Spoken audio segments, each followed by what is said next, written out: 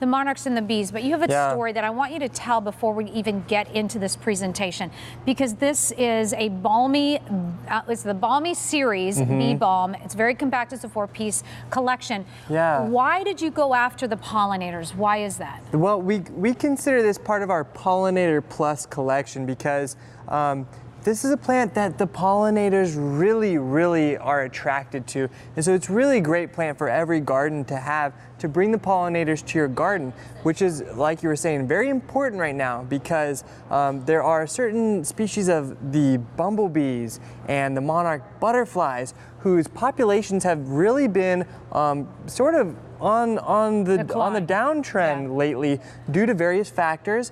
And one way that we can help their populations start to thrive again is by incorporating these rich pollinator-friendly plants into our garden.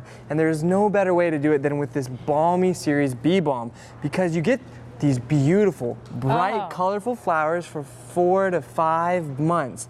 Every single year. Oh my gosh. So take us through some of these colors that we're getting in this. You're getting all 4 of these colors. You're getting the purple, the rose, the lilac, and the pink. Now these are by far the brightest bee balms that we have ever seen, and that's what we love about this collection. You know, you can see right here, the butterflies cannot resist them because these gorgeous flowers are filled with so much wonderful nectar all summer long. And these will be thriving in your gardens from the north of the country all the way down to the south of the country. And they're gonna come back for you every year. They're winter hardy to -25 degrees. Okay. They're a lovely plant. They grow about 1 foot tall and 1 foot wide, but you can see right here, here's the Balmy rose. They are so covered with flowers from May to October, year after year. I know these, by the way, are $28.52 for this 4-piece compact Balmy series Beebalm. 2 easy payments of $14.26 that will go away at the end of the day.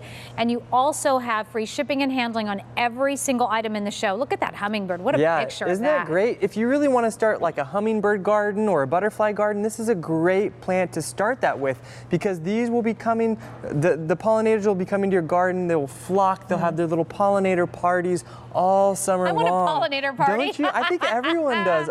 There's nothing sweeter than seeing the hummingbirds in your garden. I know, right? So another question I have for you, because can I eat this at all? Is this it's 100% edible, so it's obviously a pet-friendly plant as well. In fact, there's a few different names for bee balm. One is bergamot, which most people would know is it's a component of the Earl Grey tea.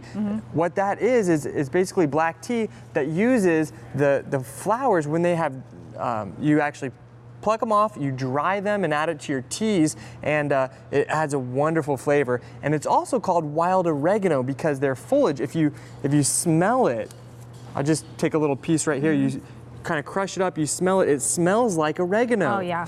And you can actually use it as an oregano substitute for all of your, you know, maybe your roast veggies, your roast chickens, however. And it's so wonderful. There's also many medicinal qualities. The Native Americans used to use these for many different reasons for centuries.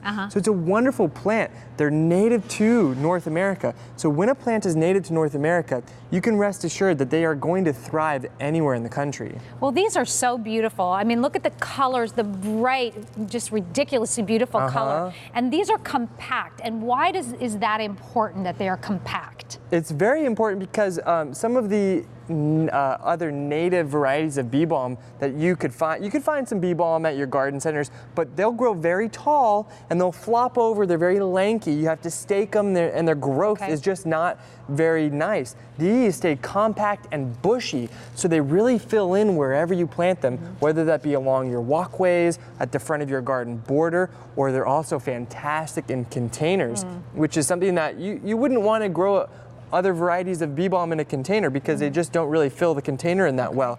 These will fill in beautifully. Now, is obviously specifically outdoor, you said they're winter hardy, right? Yes. Is that true? And then it just seems like there are so many blooms on this. They're totally covered with blooms. You can see right there, the Balmy rose. Now you're getting all 4 of the colors that you're seeing in these images.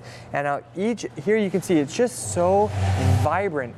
the intricacies in those flowers is so unique because within each one of those individual petals is tons of nectar for your pollinators, like the hummingbirds, like the butterflies, and the bumblebees. So another area that I love to plant love to see these in the garden, I love to see them around your vegetable gardens. That's what my grandmother Roberta would always do. She planted the bee balm around her veggies because it would bring the pollinators to her garden that then they would go and pollinate all of her veggies. Now, if you don't have pollinators around your veggies, you're just not going to get the most out of your vegetable crops. Oh, so it's a really what a great convenient idea. way to See, do now it. this is why we need Roberta's Gardens guys, right? The Wallians, because they help us with these tips. As we were talking earlier, I'm definitely a gardener, not a gardener. I don't know these things. Like, that was so smart. Did you know that?